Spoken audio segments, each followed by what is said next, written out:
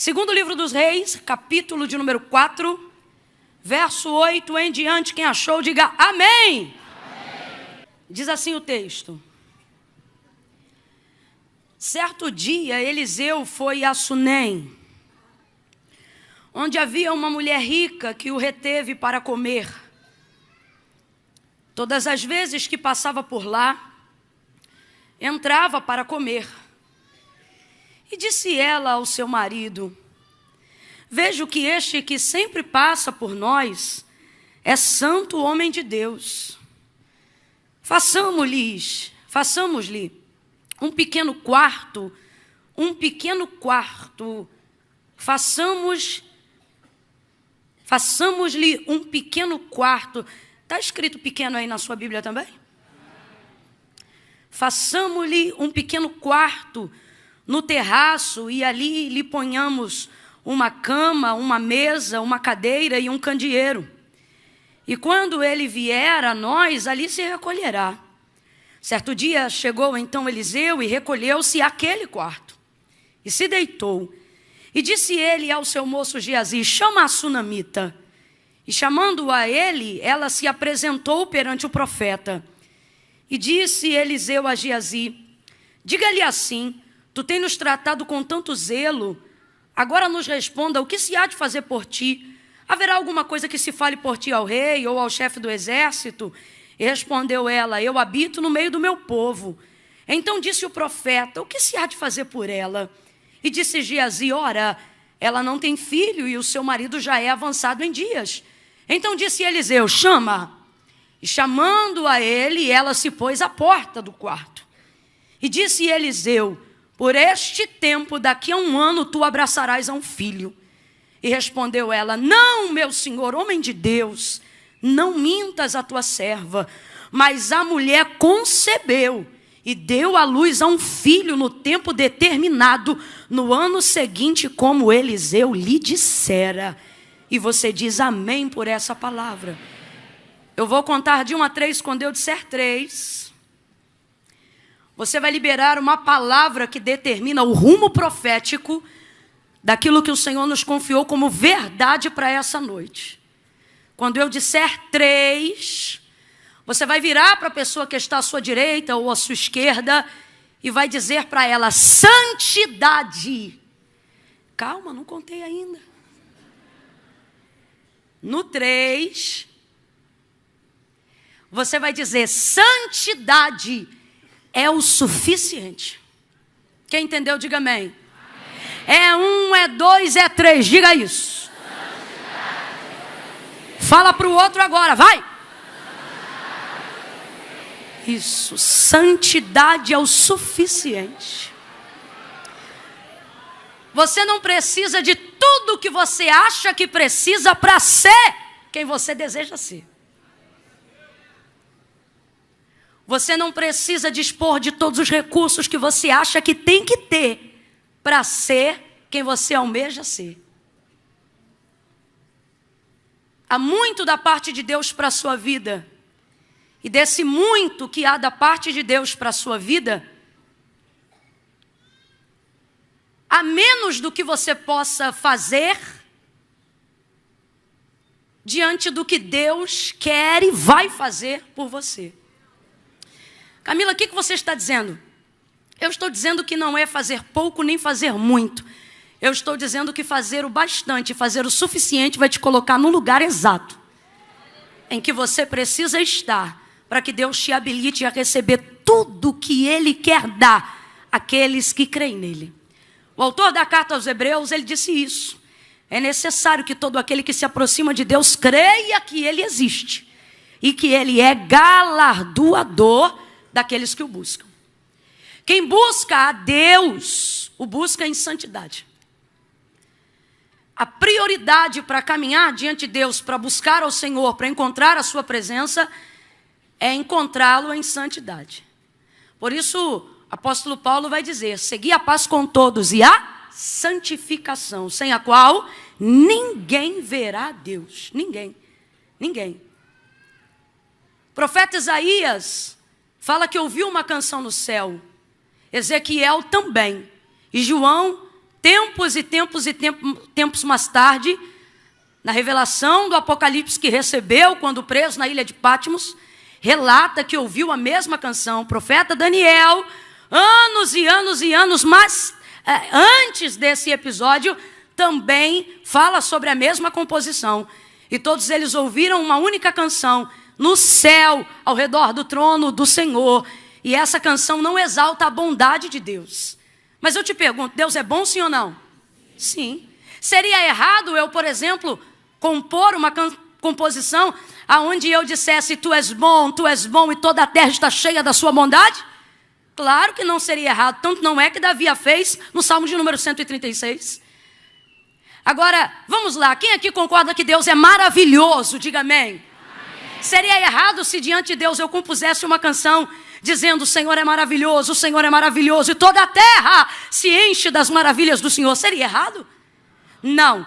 Mas todos esses profetas, bem como os apóstolos futuros da igreja, ouviram uma única canção, imutável, indiferente de todos os tempos que a ouviram. E essa canção, apesar de Deus ser bom, não exalta a sua bondade. Essa canção, apesar de Deus ser maravilhoso, não exalta as suas maravilhas. Essa canção, apesar de Deus ser justo, não exalta a sua justiça. Essa canção todos ouviram de maneira unissoante. E essa canção define quem Deus é, com uma letra dizendo que Ele é santo. Santo, santo, santo é o Senhor dos exércitos. E toda a terra está cheia da sua glória. Santo, santo, santo é o Senhor dos exércitos, e toda a terra está cheia da sua glória. Santo, santo, santo é o Senhor dos exércitos, e toda a terra está cheia da sua glória. Santo, santo, santo é o Senhor dos exércitos, e toda a terra está cheia da sua glória. Já enjoou? Já cansou? Essa é a canção que toca lá. Essa é a composição com que se adora a Deus devocionalmente, ininterruptamente. E a adoração, para ser sincera, precisa ser espontânea. Complete para mim, para eu saber que todos estão me ouvindo. A adoração, para ser sincera, precisa ser espontânea, voluntária. Por isso, ele não procura aqueles que conhecem os ritos. Ele procura os verdadeiros adoradores, que o adoram em espírito e em verdade. Quando Jesus veio no seu primeiro sermão, ele disse: não cuideis que vim trazer a paz, mas a espada. A espada é tipologia exata da lei. Jesus está dizendo: eu não vim desmerecer todos os ritos colocados pelo meu próprio Pai, ensinados por Moisés e transpassados para a nossa geração. Ele está dizendo: não, eu vim acertar o significado pelo qual vocês adoram. Por quê? Não adianta conhecer os métodos se não tiver intenção pelo qual você o realiza. O que ele está dizendo? Não é o método que dá significado, é o significado que produz o método. Então ele diz: não vim trazer a paz, vim trazer a espada. Jesus está alinhando a possibilidade de que possamos adorar a Deus. Isso é tão verdade que não se manifesta apenas no Novo Testamento, mas no Antigo Testamento. O próprio Davi, depois de ter pecado com Betseba e cometido o crime que cometeu contra o seu marido para conceber e dar luz ao pecado com a mulher, então, do seu soldado, ele vai buscar de diversas maneiras sacrificar ao Senhor. Sacrifícios como se compunham na lei, por exemplo, dizendo que para a expiação de pecado 2 bodes eram suficientes que fossem apresentados diante do sacerdote. Davi não apresentou somente 2 bodes, mas durante muitos dias colocou uma série de sacrifícios de sangue, de holocaustos, buscando diante do Senhor. Antigo Testamento, gente. Quem está comigo, diga amém. Mas veja a intenção do nosso Deus. Aí então, Davi vai compor o Salmo de número 51, pedindo ao Senhor que não retire dele a sua presença. Um pouco mais à frente, ele entende, dizendo: mais sacrifícios de sangue e de holocausto eu te daria, se isso trouxesse a tua presença de volta para mim. Mas agora, depois de ter oferecido todo boi que eu podia oferecer, todo cordeiro que eu podia oferecer, toda vaca que eu podia oferecer, todo bode que eu podia entregar, agora entendi que os sacrifícios para Deus são um coração contrito e um espírito quebrantado. Antigo Testamento. Você se lembra quando Saul recebeu de Deus uma ordem por intermédio do profeta Samuel acerca de que não pegasse nenhum dos despojos da nação inimiga conquistada? Então veja bem o que vai acontecer. Samuel agora entra nas tendas armadas de Israel pela vitória que o Senhor havia dado no território do adversário. Só que uma ressalva o Senhor fez: não queria a consagração de animal nenhum, queria santidade. Então ele disse: não quero despojo nenhum da vitória. Se tiver boi, vocês vão queimar. Se tiver ovelha, vocês vão queimar. Se tiver gente, vocês vão deixar. Se tiver homem, vocês vão aniquilar. Eu não quero nada. Mas quando Saul viu a quantidade de bezerros, a quantidade de ovelhas, a quantidade de gado, a quantidade de mulheres e a quantidade de homens fortes, começou a trazer então para si. Vem Samuel então fazer a cobrança do cumprimento da ordem que o Senhor havia dado. E então Saul diz que Deus deu vitória, e Samuel vai dizer para ele: e que mugido é esse que ouço de tanto boi no meio do arraial? Aí ele diz: ora, isso aí é providência. Vamos fazer o seguinte, vamos consagrar tudo isso e queimar ao Senhor. O que é que Samuel vai responder para Saul?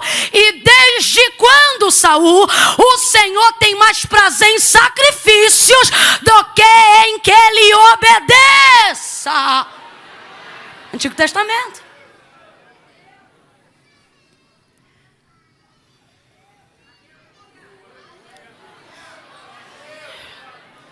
Eu tinha um compromisso no dia do aniversário do nosso pastor.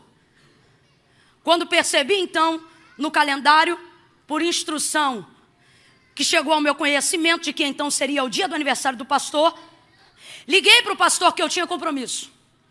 Tinha com ele 2 dias. O sábado do dia 14 e o domingo do dia 15.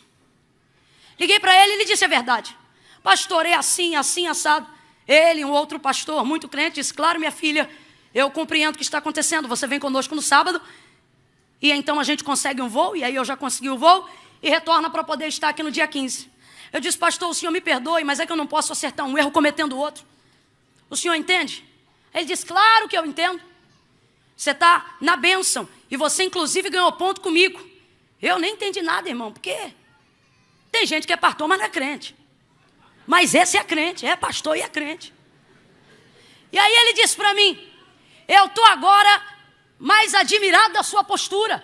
Porque se eu tivesse uma ovelha na sua condição, era o que eu desejaria que ela fizesse também. Pois você fique tranquilo. E aí eu disse: pastor, o senhor me perdoe em nome de Jesus. Ele disse: não há necessidade de pedir perdão, porque não houve ofensa. O que aconteceu foi obediência total. E ele disse assim para mim: Camila, enquanto você viver uma vida e um ministério onde você não viva em obediência circunstancial, e aquilo veio igual uma flecha, porque naquela semana eu havia pregado que obediência circunstancial não é obediência, é conveniência. Elebachuri remaio. E aí ele disse: todas as vezes que posta a prova, você entender que é melhor perder, renunciar ou descer de qualquer posição que você esteja para cumprir a vontade e a direção de Deus, Deus vai lhe honrar, Deus vai lhe abençoar, Deus vai lhe capacitar. Irmãos, eu desliguei o telefone, respirei em paz, agradeci a oportunidade em nome de Jesus. Mas aquela palavra ficou na minha cabeça: obediência circunstancial não é obediência, é conveniência. O que isso tudo tem a ver com a leitura que nós fizemos aqui agora no 2º livro dos Reis, no capítulo de número 4? Eliseu é alguém que vive uma vida de santidade. Uma santidade que não é negociada, uma santidade que não é circunstancial, que não lhe é conveniente. É um homem que foi mentoreado pelo profeta Elias, inclusive absorveu dele não só a porção dobrada da virtude que havia sobre Elias, mas também absorveu uma série de costumes e de hábitos que desenvolveram nele o comportamento que hoje ele aplica na casa da mulher sunamita. Este homem vai receber lugar de honra, posição de honra, palavra de honra, e vai fazer uma aliança fraterna e de amizade, igualmente também à altura com uma casa de uma família de honra. vejo uma aliança e uma amizade que durou no mínimo, contando por alto, sem muita profundidade, 15 anos de relevância e de significado. Aí você pergunta, Eliseu comia bem na casa da sunamita? Comia. Eliseu vivia bem na casa da sunamita? Vivia. Eliseu pediu para entrar na casa da sunamita? Jamais. Eliseu compartilhou das delícias que poderia ter na casa de uma hóspede, ou melhor, de uma mulher tão hospitaleira, tão anfitriã e tão importante? Tudo isso. Uma aliança difundida em santidade deu bênçãos para a mulher, que anos e anos mais tarde, quando teve suas terras tomadas por causa da aliança que teve com Eliseu, viveu também a restituição de tudo que havia perdido, só porque teve convivência com Eliseu. E ele, de igual forma, a maneira como foi subsidiado, como o seu ministério foi mantido, como pôde viver dias de refrigério, quando passava pela terra de Sunem para orar no Carmelo, através da vida dessa mulher, também foi um tempo de refrigério e de bênção para a sua vida. Aí você diz, Camila, aonde está a ponte que liga todas essas coisas? Em santidade, em viver uma vida santa, em buscar ao Senhor acima de todas as coisas. E num tempo presente como esse de hoje que nós vivemos, aonde tudo se acha que precisa estar baseado no interesse, nós vamos ver um homem recebendo além do que ele pedia e além do que ele imaginava ter. Não porque ele buscava uma mulher rica, mas porque ele buscava a presença de Deus. Eu vou falar rasgado como Deus está mandando. Quantas humilhações desnecessárias, porque ao invés de buscar a presença de Deus, você vive buscando o patrocínio do homem. Quantos ambientes familiares desestruturados, porque de vez de buscar a direção de Deus e a aprovação de Deus, você vive assentando-se à roda e no conselho dos ímpios para poder ficar popular, quando na verdade a orientação de quem busca ao Senhor é: entra no teu quarto, fecha a tua porta, ora em secreto, e o teu pai que te vê em secreto te recompensará em público. Quantas pessoas com um rombo de ferida, chamada complexo de inferioridade, não só porque viveram uma rejeição de uma maternidade, de uma paternidade, e é claro, eu não estou desmerecendo, entende isso, mas aquilo que era ferida virou um calombo, aquilo que era calombo virou uma raiz enorme, porque a vida toda vive a petição de sentimentos, de misérias, de amigos que não estão à altura daquilo que você tem buscado em Deus. Porque você acha que precisa dessa pessoa, porque você acha que depende desse dinheiro, porque se você não tiver essa casa, porque se você não tiver esse ministério, porque se você não for amiga de fulano, porque se você não entrar na lugar X, porque se você não tiver o apoio de Y,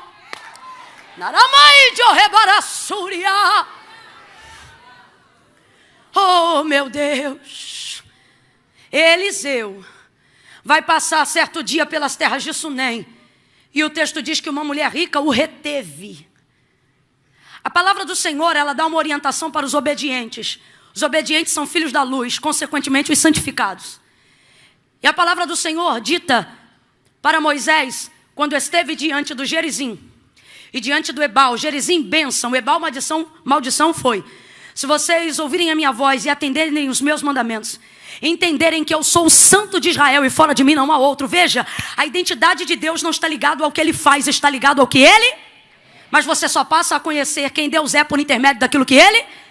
Depois que Deus faz o que Ele faz, você aprende antes de amá-lo a temê-lo. Por isso ele dá essa identidade para Israel e ele diz: eu sou o santo, vosso redentor, e fora de mim nunca houve nem antes e nem depois um outro. Se vocês ouvirem as minhas palavras e atenderem os meus mandamentos, eu farei com que todas as bênçãos prometidas para este monte saiam de cima desse monte, saiam correndo atrás de vocês. Ele está dizendo: vocês não vão seguir as bênçãos vão perseguir vocês até que vos alcancem, se atentamente ouvirdes os mandamentos que o Senhor teu Deus te ordena hoje. É isso que vai acontecer. É por isso que Eliseu é retido em Sunem, pela vida da mulher, porque tem uma vida de santidade, porque tem uma vida de obediência. E quando isso acontece, você não sai atrás de ninguém correndo nem pedindo nada. É alguém que é movido por um desejo incontrolável. Quantas vezes alguém liga para alguém que é de Deus e diz: fulano, vem aqui porque eu não dormi, fulano, vem aqui porque Deus mandou eu te dar isso ou aquilo. É gente movida pela direção de Deus. É gente que entende que está diante de alguém tão abençoado, tão santificado, tão consagrado, que ele entende que o outro não precisa pedir. É ele que é movido a entregar. Paulo vai falar abertamente sobre isso aos Colossenses, e ele diz: fazendo como que aos homens, mas não aos homens, porque a Cristo o Senhor, a este servir. Quando a gente santifica, vem em nós então o brilho do rosto do Senhor, vem em nós então a carta escrita que é Cristo, e então logo a motivação de estar perto, de andar junto, de abençoar e de fazer aquilo que Deus manda fazer, porque entende que não se está fazendo apenas pelo homem, mas entende-se que através da vida do homem é como se estivesse servindo o próprio Cristo. Foi isto que esta mulher viu em Eliseu. Ela o reteve. Quando o texto diz o reteve, em algumas interpretações aí vai estar escrito constrangeu, é positivamente. O que o texto está dizendo é o seguinte: ela segurou, ela convenceu, ela persuadiu ele para abençoá-lo. Oh, aleluia! Quando eu olho para isso, me lembro de minha avó Denira, quando dizia para a gente: quem quer dar, não oferece. Sou da época do cruzeiro, e essa época ninguém tinha dinheiro para nada, a economia do país estava totalmente abalada. E quando você ia na casa de alguém, minha avó já dizia: se te oferecer por educação, você por educação rejeita. Porque não era para aceitar, era só por educação, porque todo mundo sabia que se tirasse o que foi dado, alguém ia ficar sem, porque tudo era a conta. Então, quando ia alguém lá em casa, minha avó não perguntava assim: você toma café ou você quer café? Enquanto a visita está entrando, a água já está no fogo. Enquanto a visita está falando, minha avó já está coando. Quando a visita levanta para ir embora, minha avó diz: senta aí que eu passei um café. Não, mas não precisava, nem eu fiz porque precisava, fiz porque quis que você tomasse. Aí quem não tomava café, quem não gostava, aprendia a gostar. E se não quisesse tomar café, minha avó deixava o café esfriar na xícara. Como quem diz: quando eu decido te dar, não me interessa se você não vai receber. Quem está entendendo o que é que Deus está falando aqui? Deus está dizendo a alguém aqui: quando você decide caminhar em santidade comigo, não adianta você rejeitar o que eu determinei, porque eu ordenei a bênção para te perseguir até te alcançar. Levanta a mão que eu estou sentindo graça de Deus. Deus está dizendo: a bênção vai te perseguir, e não tem constrangimento que vai fazer você dizer não. Deus está dizendo: quando eu decidi te abençoar, nem o teu não vai me impedir de liberar o que eu determinei. Constrangimento não impede Deus de abençoar. Se é para aplaudir, aplaude todo mundo junto com vontade. Essa palma michuruca num culto desse não. Ô glória! Oh glória! Pega na mão de alguém se você entende o peso da palavra de bênção e diga: vem tanta coisa boa aí que você vai ficar constrangido. Deus vai te constranger com o resultado da tua busca, com o resultado da tua devoção. Oh glória, Jesus de Nazaré! O reteve, segurou, tirou dele o direito de dar não.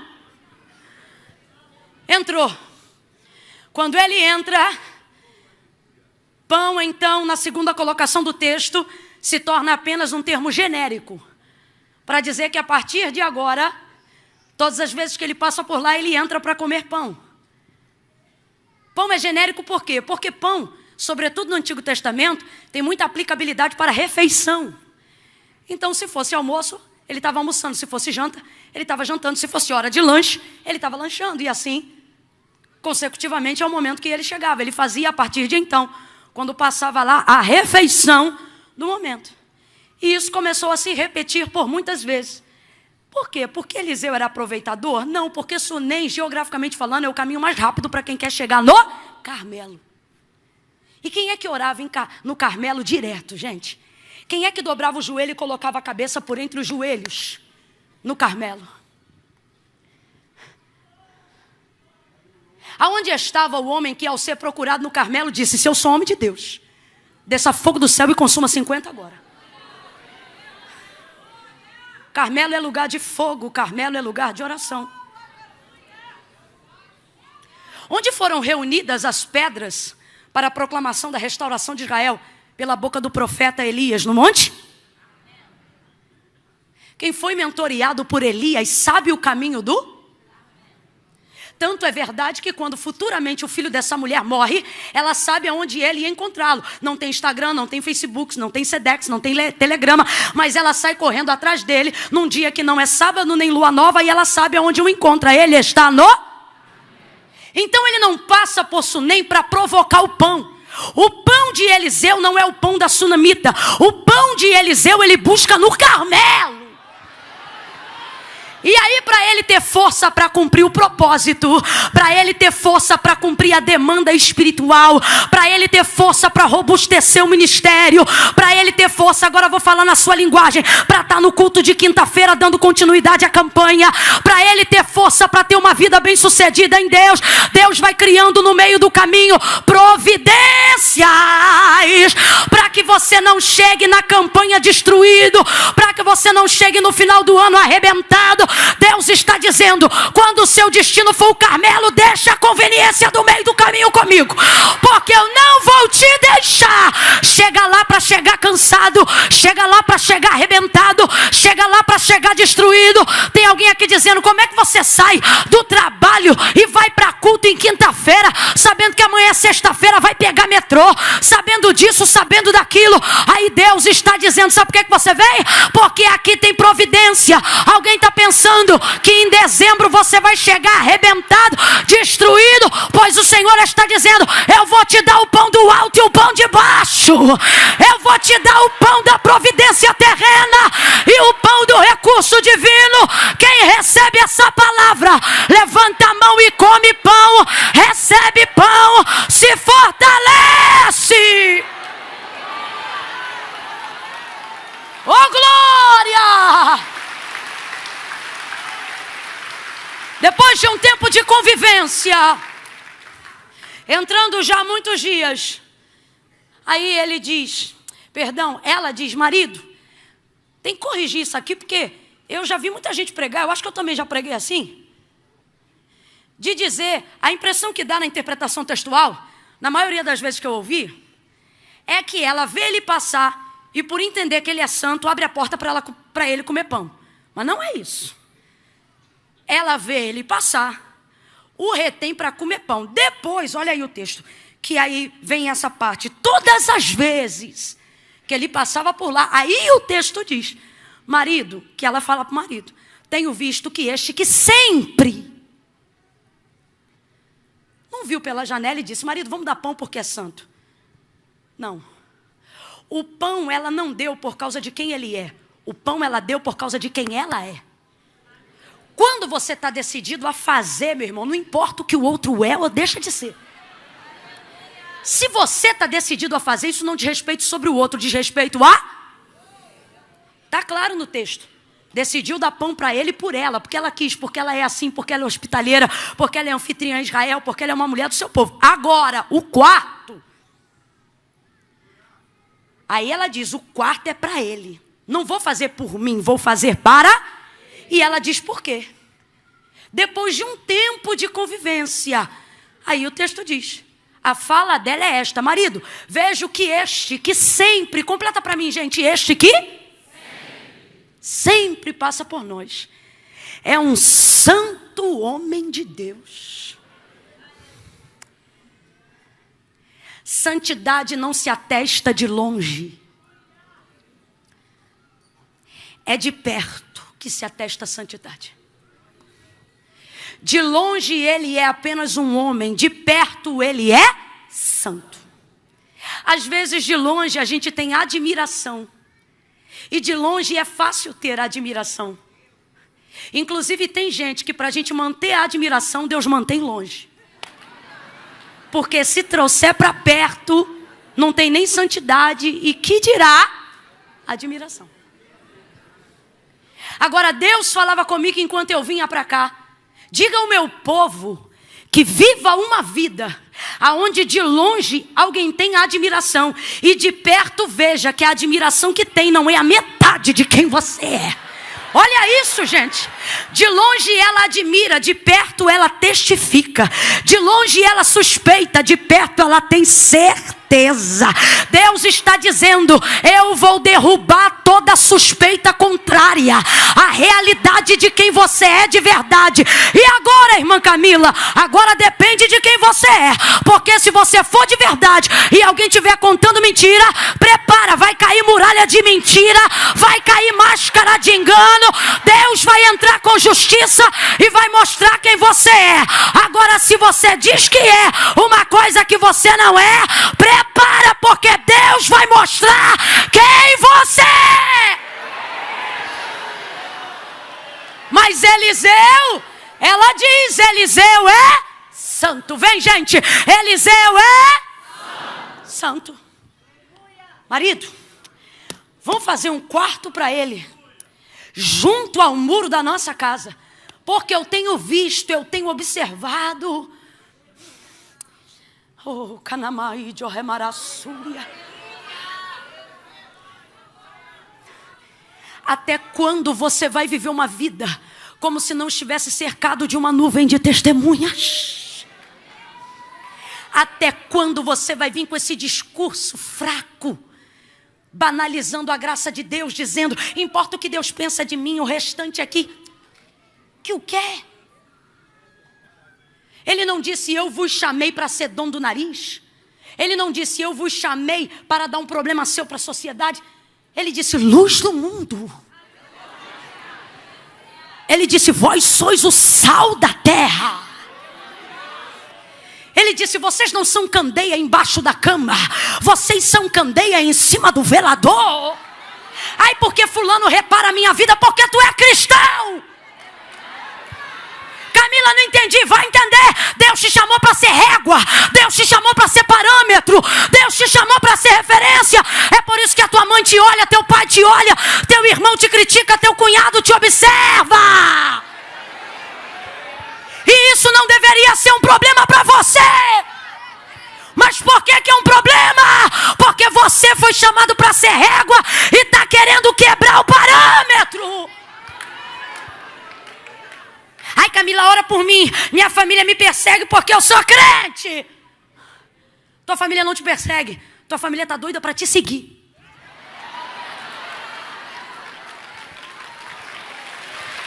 Só que ela quer ver o parâmetro. Chega dessa conversa fiada dentro de casa. Se for para ser crente igual a você, eu não quero. Lá na tua casa não. Vai ter gente lá na tua casa que a partir de hoje vai dizer: eu ainda não sou não, mas quando for vou querer ser igual ao meu irmão. Vou querer ser igual a minha mãe. Pega na mão dessa pessoa aí agora. Segura a mão dela e diga para ela: santidade. Diga: santidade ao Senhor. Deus te chamou para ser santo. Deus te chamou para ser referência. Deus te chamou para ser parâmetro. Deus te chamou para ser régua. Oh, glória! Misture essas palmas com glória a Deus e aleluia! Oh, glória! Ah, porque lá em casa todo mundo me repara. Te repara porque é você que diz que está vindo para o culto. Te repara porque é você que toma ceia. Te repara porque é você que carrega a Bíblia. E benditos sejam os que te reparam. Porque enquanto eles olharem para você, ainda tem esperança.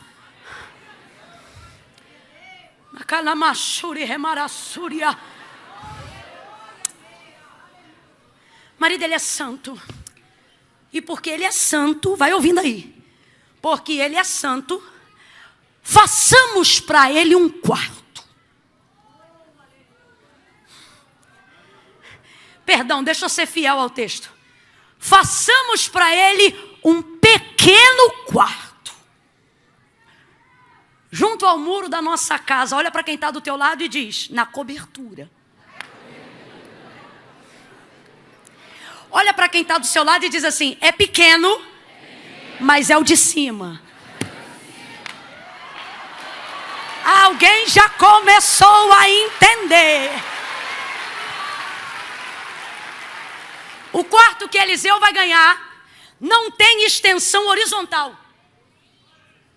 Mas se você parar para analisar, é o quarto da casa que está na posição mais. Então ele não é perto. A vantagem dele não está em ser grande na terra. A vantagem dele não é na horizontal. A vantagem dele é em ser o cômodo mais perto. Do alto, mais perto da vertical. Camila, o que você está dizendo não sou eu. O Espírito de Deus me disse hoje, sentada ali agora. E o que estou dizendo agora nunca disse quando olho para o texto. Mas ele me disse: hoje você dirá, não despreze as coisas pequenas, a qual a santidade está te levando. Às vezes ela não vai te dar extensão territorial, mas vai te dar propriedade espiritual. Governo! O quarto é pequeno, completa aí, gente. O quarto é? Pequeno. O quarto é? Pequeno. Mas vai ouvindo aí. O quarto é pequeno, mas é o quarto mais novo da casa. O quarto é pequeno, mas é o único quarto que foi personalizado para Eliseu. O quarto é pequeno, mas é puro. É pequeno, mas é consagrado. Você sabe quem dorme no quarto de Eliseu quando Eliseu não está na casa? Ninguém. Porque o quarto está na casa dela, mas ela construiu o quarto para? Então ela está dizendo: a casa é minha, mas o quarto é? Aí você tem que raciocinar comigo. O texto diz: uma mulher rica. Uma mulher? Segundo o autor da carta aos Hebreus, os israelitas recebiam até anjos. Porque era da cultura de Israel a hospitalidade. E se os estrangeiros se adequassem ao costume, também deveriam ser bem recebidos. Por causa disso, o texto vai falar que anjos de Deus, isso aqui não é figura alegórica, é realidade, desciam e se hospedavam em casa de gente comum em Israel. De modo que o autor da carta aos Hebreus transcreveu dizendo: gente que recebeu em sua casa anjos, sem saberem que eram anjos. Não está falando só dos santos de Deus, mas está falando também dos anjos de Deus. Como, por exemplo, quando Abraão teve a oportunidade de receber também alguns.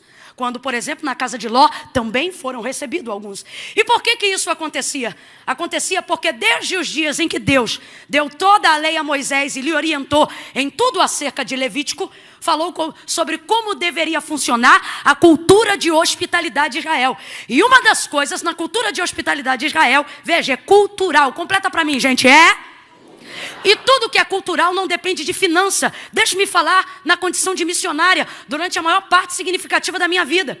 Por exemplo, eu posso ir a lugares muito, muito ricos no Nordeste e a mesa tem uma vastidão de coisas, mas tem coisa que é cultural em qualquer horário. Na janta, no almoço ou no café da manhã. Macaxeira, carne seca, no café, Camila, no café.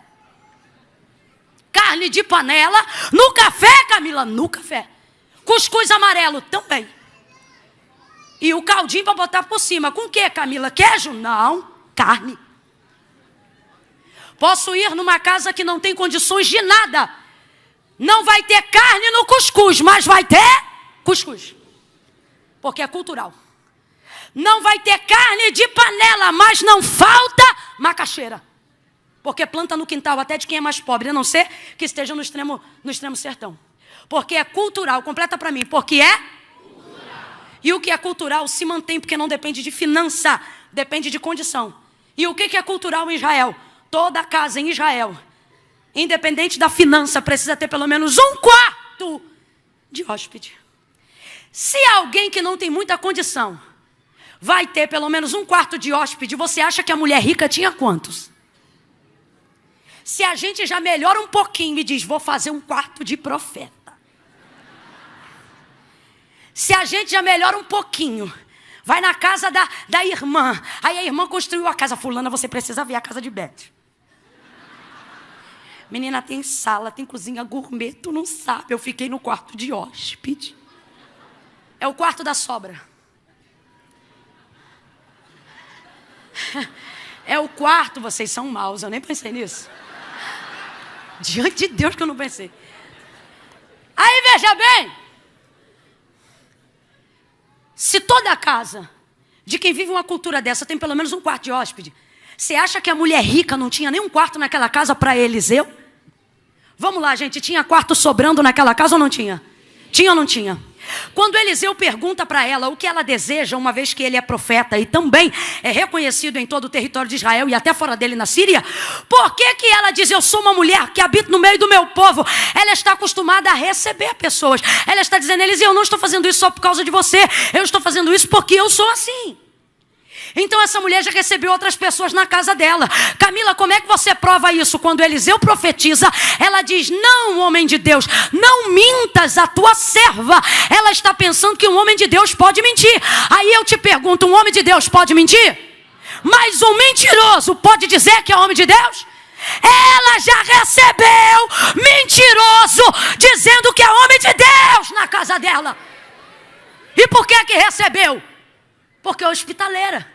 E quando você abre a porta, você está suscetível a viver esse tipo de coisa. Só que ser traído por alguém não demonstra que você está errado em receber. Demonstra que ele está errado em não saber reconhecer a oportunidade que você deu. Tanto é que os traumas são dos generosos. Vê se o avarento tem trauma. Não empresta nada para ninguém, não dá nada para ninguém, não confia em ninguém. É o generoso que passa a luta. Sou uma mulher que habito no meio do meu? Uma mulher com alguns traumas por ter recebido. Uma mulher que já ouviu por ter recebido alguém na sua casa se vender por causa de um pão, se vender por causa de um café da manhã. Conta 30 dias. Essa gente leviana, esquizofrênica, que diz assim, diz o Senhor, quando Deus não disse nada. Que brinca com as emoções, com os sentimentos dos outros, só para ter status, notoriedade. Essa gente que está vivendo subjugada debaixo do próprio status, do próprio ministério. Gente ousada, abusada, leviana. Gente que diz pra gente daqui a 15 dias, você conta 16 e não acontece. Gente que para de receber profeta na qualidade de profeta, porque não confia mais em profeta. Em momento nenhum ela recebe ele como profeta. Só que Deus está dizendo, sua santidade vai levar a cura para traumas. Sua vida santa e íntegra vai fazer gente boa reconhecer que ainda há profeta em Israel. Então vamos lá para a gente resumir. Tinham outros quartos na casa, sim ou não? Sim ou não? Sim. Só que é quarto que ela já recebeu, gente. Você sabe por quê? E agora, se fosse escandalizar, tapa os ouvidos. Porque profeta ela já recebeu. Pregador ela já recebeu. Pregadora ela já recebeu. Agora, homem santo. É a primeira vez. Camila, você está dizendo que um homem santo não pode ficar no mesmo quarto de um pregador? Não, não estou dizendo nada. O que eu estou dizendo é que ela não teve coragem de botar um santo como Eliseu no quarto que ela já recebeu outras pessoas. E não é simplesmente porque ela não quer. É porque quem santifica automaticamente personaliza. Ah, eu vou falar de novo. Se você não entender agora, ao longo da semana você vai ruminar e vai entender. Quem santifica personaliza. Vou falar a terceira vez. Quem santifica, personaliza. Camilo, o que você está dizendo? Quando você pode ter um monte de crente no trabalho, mas se você for o santo, vai personalizar as conversas, vai personalizar o ambiente, vai personalizar o trato. Quantas vezes, irmão, no ambiente de trabalho, lá onde você está, tem um monte de outros crentes, mas quando você chega na Copa, os crentes estão tudo de chocarrice, brincando, ouvindo o outro xingar palavrão, zombando. Por quê? É crente, mas não é santo. Aí chega você que eles chamam de santarrão. Aí alguém diz, cala a boca, o santarrão chegou. Isso aí, personaliza o ambiente porque quem santifica chegou. É isso aí, não trata como igual quem está sacrificando diferente. Aí eu te pergunto, aonde um santo entra num ambiente e diz, para de falar isso, para de falar aquilo. Ele não precisa falar. Presença de Deus na vida dele muda a atmosfera, gerando constrangimento em quem está em pecado, sim ou não? Em quem está no erro, sim ou não? Eliseu pediu um quarto? A santidade exigiu um quarto. A santidade não deixou ela dormir, dizendo, dá um quarto para ele. Mas e os lençóis? O lençol é novo, a cama é nova, a mesa é nova, a cadeira é nova. Tá bom, eu vou fazer então um quarto pequeno. Pode ser pequeno, mas tem que ser no alto. Pode ser pequeno, mas a vista dele é privilegiada. Pode ser pequeno, mas lá faz mais silêncio do que aqui. Pode ser pequeno, mas lá ele tem intimidade. Da porta você não passa. A casa pode ser sua, mas o quarto vai ser? Quando ele estiver aí, o quarto vai ser? E quando ele não estiver aí, o quarto vai ser? E ninguém entra no quarto? Porque ele é...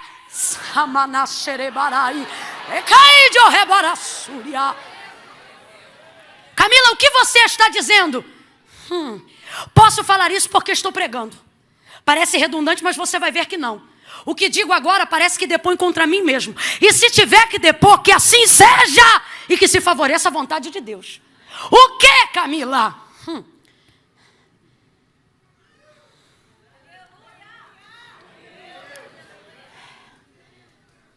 Ser um profeta diz o ofício que você tem, mas nem sempre diz quem você é. Ser pregador diz que habilidade você tem, mas um púlpito não tem o poder de revelar quem você é. Eu não posso achar que eu só sou aquilo que eu faço. Porque se eu achar isso, minha identidade será corrompida. Porque não é o que eu tenho quem diz que eu sou. É quem eu sou que determina aquilo que eu vou ter.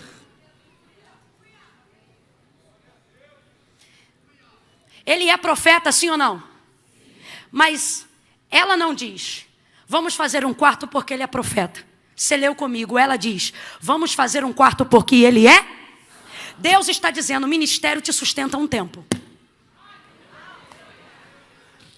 Ser cantor vai te dar alguns quartos de hóspede. Ser pregador vai te dar algumas ofertas. Vai pagar a luz, vai pagar a água. Ter um atributo, um título, um cargo, o desenvolvimento de um ofício vai te dar uma manutenção temporária. Só que Deus está dizendo a alguém hoje aqui que está com o coração tão apoderado de temor quanto o meu. Não se preocupe em basear toda a sua vida somente no que você faz, mas se preocupe em desenvolver comigo um relacionamento. Porque Deus está dizendo a alguém, e quem tem ouvidos ouça o que o Espírito diz à igreja. Cantar vai te dar um quarto embaixo, pregar vai te dar um quarto embaixo, ser profeta vai te dar um quarto embaixo. Ter comunhão com Deus vai te manter, vai te dar estabilidade. Não vai te ajudar só hoje. Ter relacionamento com Deus é continuar falando com Ele mesmo depois que a campanha acabar. É continuar vindo à igreja mesmo que depois a resposta chegar. E por que, Camila? Só porque eu sou boazinha? Não, porque eu tenho o temor do Senhor me guardará. Guardará o meu entendimento de que o quê? De que quando eu parar de ser útil para fazer o que eu faço, ainda vou ter um quarto, ainda vou ter intimidade, ainda vou ter estabilidade, ainda vou ter provisão, ainda vou ter manutenção. Pega na mão de alguém aí agora. Segura com força, gente. Galeria, pega a mão de alguém aí agora.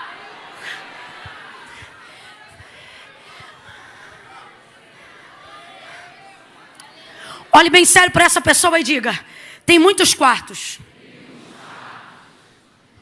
Olhe para essa pessoa e diga, um deles pode ser seu. Mas, prega, diga, mas Deus quer dar um que vai ser só seu. Deus está dizendo, não vou me esquecer do seu nome, não vou me esquecer da aliança que eu fiz contigo, não vou me esquecer da tua hereditariedade.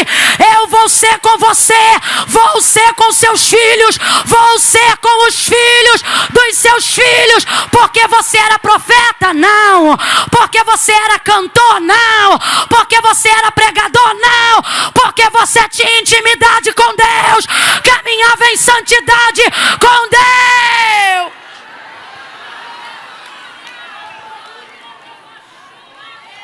Alamashuria. É que a nascereba e jorreba.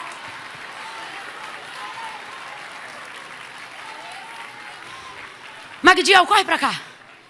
Por favor, meu amigo. Oh. Ecamachoria.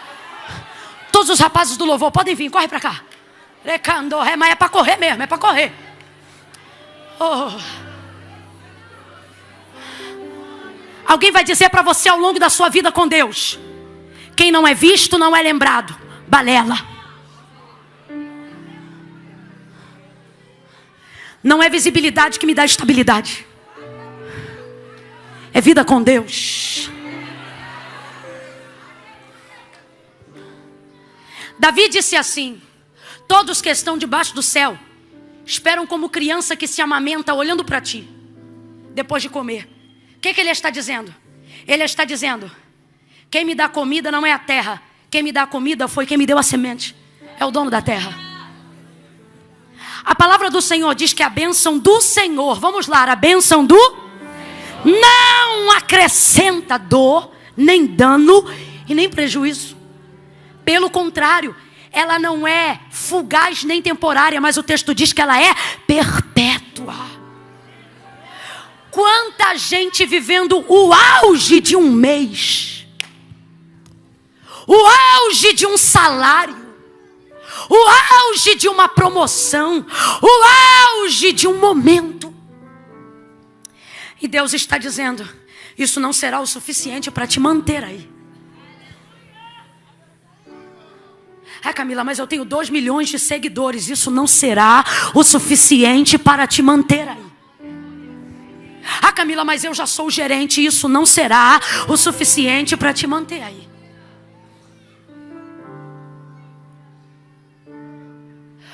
O homem te dá promoção, estabilidade, irmão. Só Deus dá.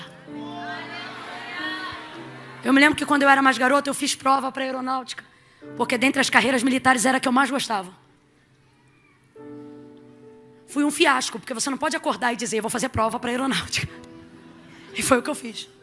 Acordei e falei: vou fazer prova para aeronáutica. Porque naquela época diziam assim: quem segue carreira militar está feito. Me lembro em dias em que amigos meus ficaram na transição do último governo até 4 meses consecutivos sem receber. Outrora, quando eu já era mais moça, na juventude, disseram para mim: Camila, tem que ser concursado. Porque concursado, meu irmão, é a onda, é concursado. Não manda embora, não faz nada, não. Servidores públicos, na época da era de transição do governo Cabral, ficaram aqui no Rio de Janeiro 3 meses consecutivos sem receber, pegando salário picado. Eu me lembro que eu trabalhava numa multinacional que prestava serviço, e até hoje ela está entre as 15 maiores empresas no ranking de tecnologia na área de TI no Brasil. E era uma empresa que as pessoas diziam: é inquebrável. E ela foi um dos principais alvos na operação da Lava Jato. E estavam dando aposentadoria compulsória para que as pessoas saíssem de lá. E eu me lembro que quem tinha um crachá verdinho ria da gente que era terceirizado. Como quem diz: vocês estão aqui até o contrato. Quando acabar o contrato, não sei onde vocês vão estar. E essa gente foi sendo acomodada, lotada em vários outros lugares. E tudo, meu irmão, foi ficando instável nos últimos 4 anos para cá. E eu me lembro que quando eu larguei tudo para viver o ministério, eu nem sabia que poderia viver do ministério, mas uma coisa eu sabia. Eu dizia: Senhor, eu quero viver uma vida diante de Ti. E nesse tempo, sabe o que eu descobri? Não tem militarismo, não tem serviço público, não tem multinacional. Não, meu irmão, em Ti confiarão os que conhecem o Teu nome. Em paz me deitarei e dormirei, porque só Tu me fazes repousar em segurança. Camila, quem te guarda? Camila, quem te protege? Camila, quem guarda esse crente que está ouvindo a palavra? Quer saber quem guarda? É o guarda de Israel. O sol não te molestará de dia e nem a lua de noite. O Senhor guardará a tua entrada e a tua saída. Ele